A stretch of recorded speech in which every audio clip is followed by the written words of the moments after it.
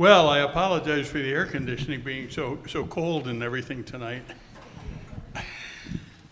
Thank you. That was the first march that we played tonight. Was the new Colonial March by R.B. Hall. Now, R.B. Hall was sort of the John Philip Sousa of Maine. And well, I know that sounds everybody go, oh, John Philip Sousa, but he wrote maybe twice as many marches as Sousa wrote.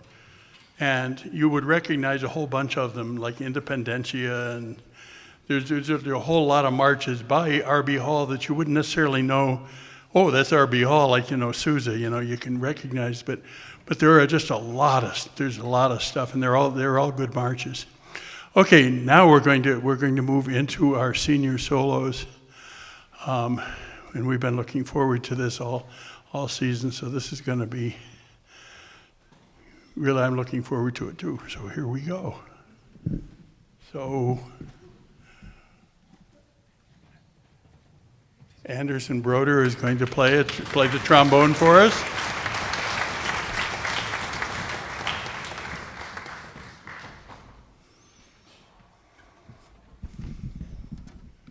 And I said I wasn't going to mention it, but Steve here is adjusting the mics. He says, don't tell him anything.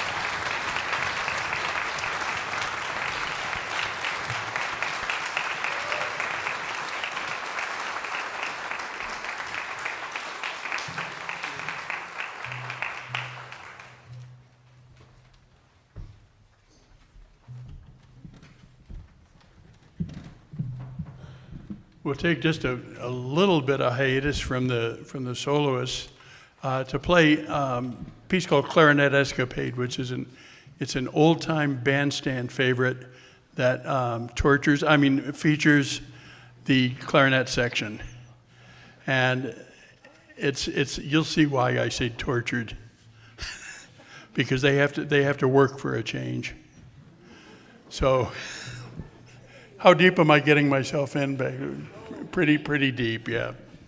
And I have to ride home with one of the clarinet players. It's a long walk.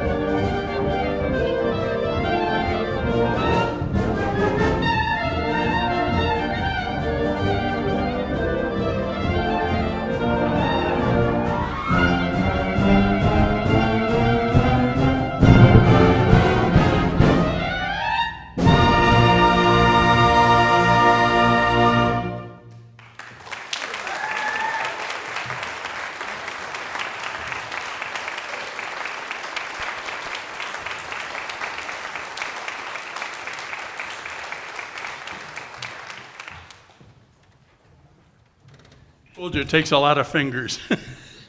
It's a fun piece. So now we'll move on with Sarah Geiger playing a piece called America.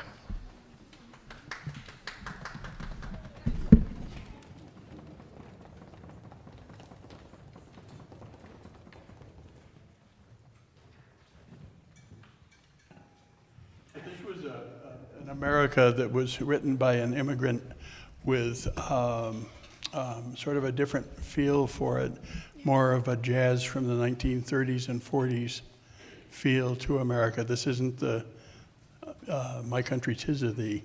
This is a really cool jazz clarinet solo. That's a really cool jazz clarinet solo. Huh? It's a really cool jazz clarinet solo. That's what I just said. That's what I just said. Well, that's what I just said. Hey, you've graduated.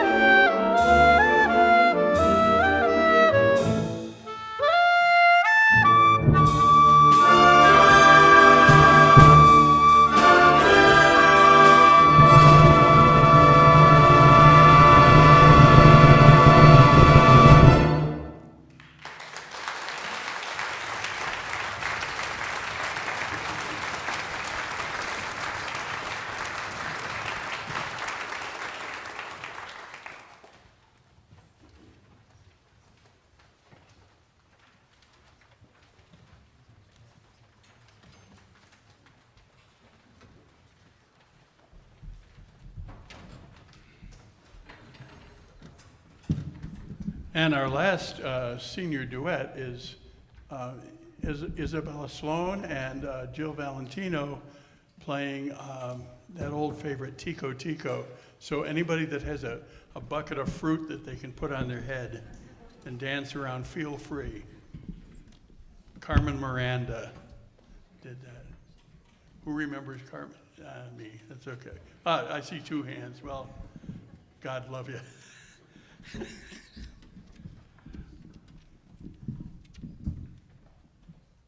guess Charo did it.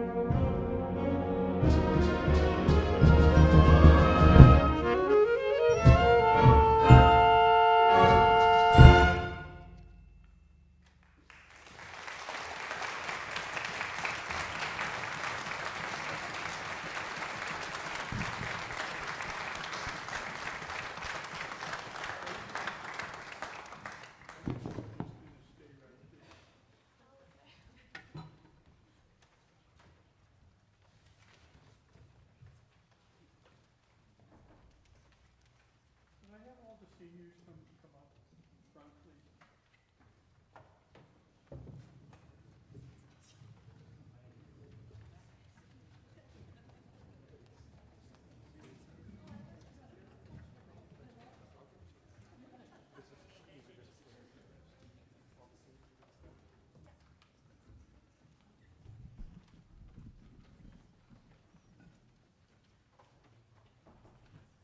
And where did Hannah go?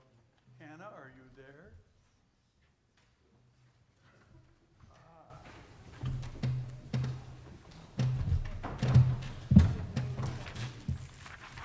I'd like to recognize, oh, look at that. You can hand, here, take that. Do you want me to individually hand one to everybody? Yes. I can do that. Keep talking. I got that. Yeah, but I like doing that. No, it's mine.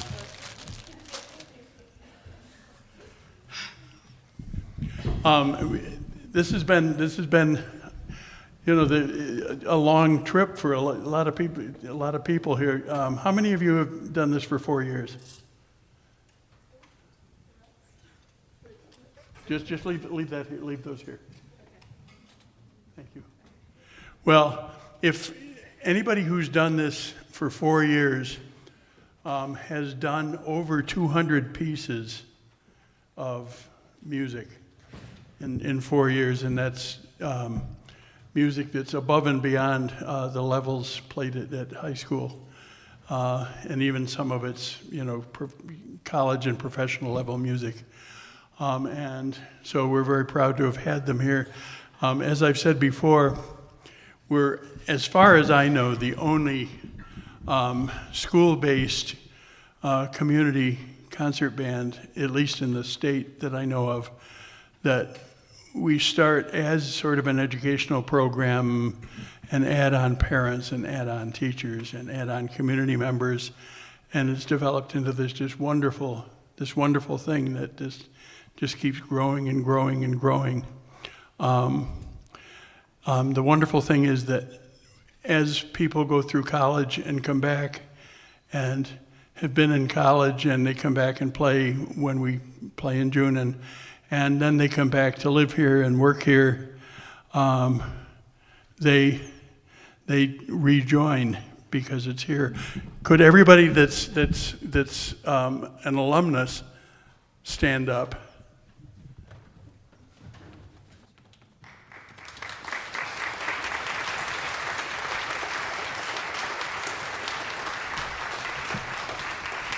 So this is really a true community band, and it's one of a kind, and we're so proud of it, and we're so happy to be able to share the music with our wonderful community.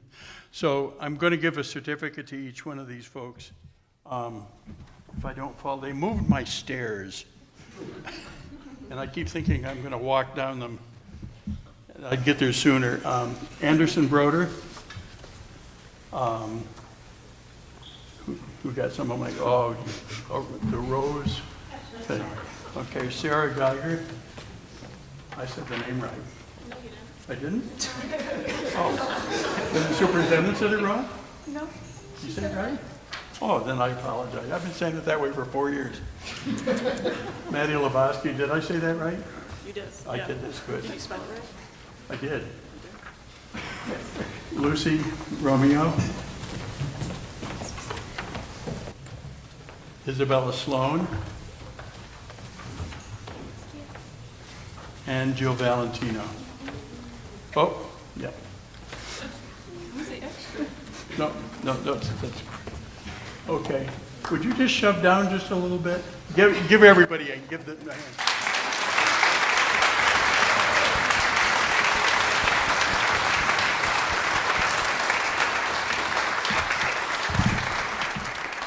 In addition, we have a couple of folks that are leaving. They didn't know I was going to do this. They'll probably kill me. We have a couple of folks that are leaving to move away, and I won't let them, but they have to. Sue Banua would you come up? And Randy Evers. Where's Randy? Okay. All right. So I'm going to hand stuff over. But Sue has been with us for what, 9 years? Something like that. Yeah. And Randy's been here for three years. And anyway, Sue's been here for like 9 years.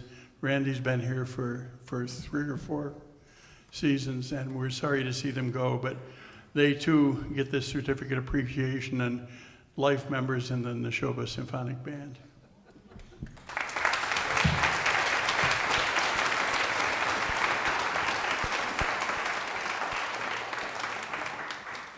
Could somebody pass that back to Randy? On your way back?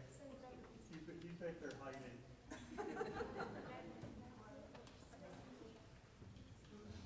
Okay, you may go back.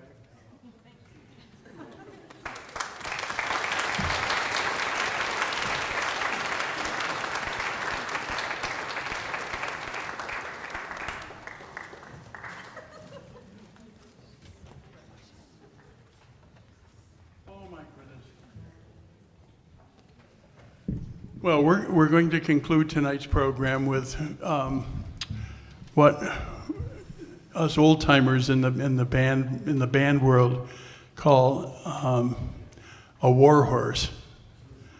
And there's a certain amount of pieces that were originally written for orchestra, and then they were transcribed for band, and they fit band just as well as they do orchestra.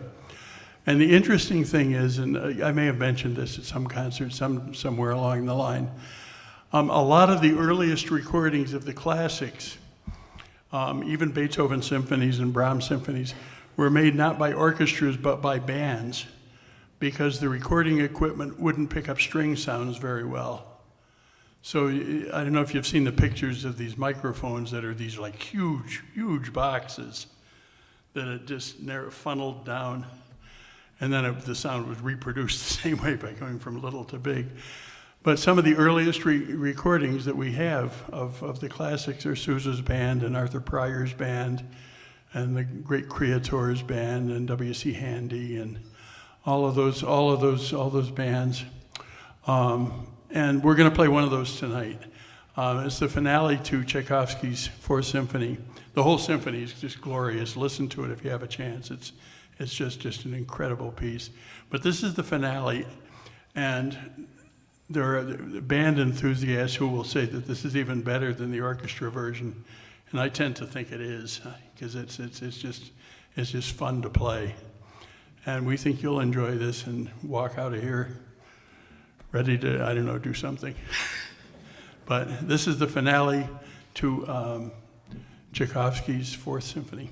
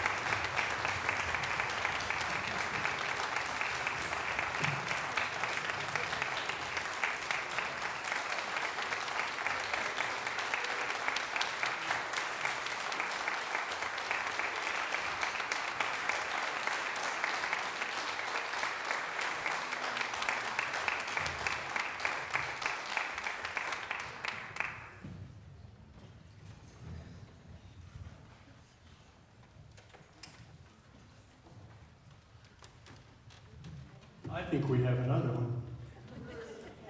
Not quite as ambitious. That's a lot of fun. That piece is a lot of fun. Listen to that whole symphony if you can. A lot of what comes back in that last movement starts in the first movement and carries through all the fanfare stuff and everything. We're going to play as an encore something that's sort of appropriate to the 250th anniversary. We haven't played a lot of that because you'll be getting so much of that music in the next few months that we didn't dedicate a full concert to that. But we'll do this one tonight. This is speaking of old band standards, this is one of the first full band pieces that was ever put on record. It's by Meacham, and it's called American Patrol. And it's one of the first pieces that was ever actually recorded on disc. So we're going to play that for you. We call your attention to the concerts on the back of the program for next season. It's going to be the last season in this auditorium. As a matter of fact, next June's concert is going to be the last performance ever in this auditorium.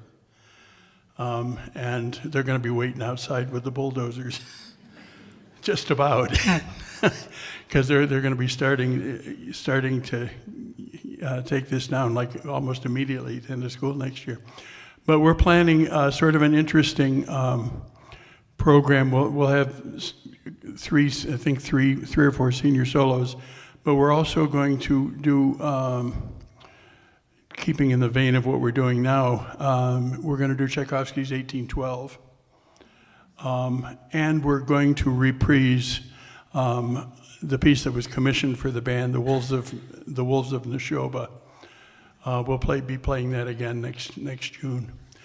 But there's a whole season of good stuff. The May concert is going to have this wonderful symphony. That was written based all on themes of John Philip Sousa, and that's a lot of fun. And the October/November concert is going to be a return to a Halloween theme. We haven't done a Halloween theme in about 8 years because I said I'm never going to do a Halloween concert again. But here we are. But we'll be doing Night on Bald Mountain and a piece with our saxophone soloist Andy Kern is going to be doing the search for Baba Yaga, and there's a whole bunch of other stuff. So we hope that you'll keep track of the calendar and keep track of our advertisements. And thank you so much for coming out tonight and supporting the band and for supporting our seniors. We're so happy to have had them here, and we'll probably see a number of them coming back to see us again. Thank you, and have I'd say a warmer summer, but have a good summer. And we'll see you again. Our first concert, I think, is the 1st of November, right around there. So, thank you.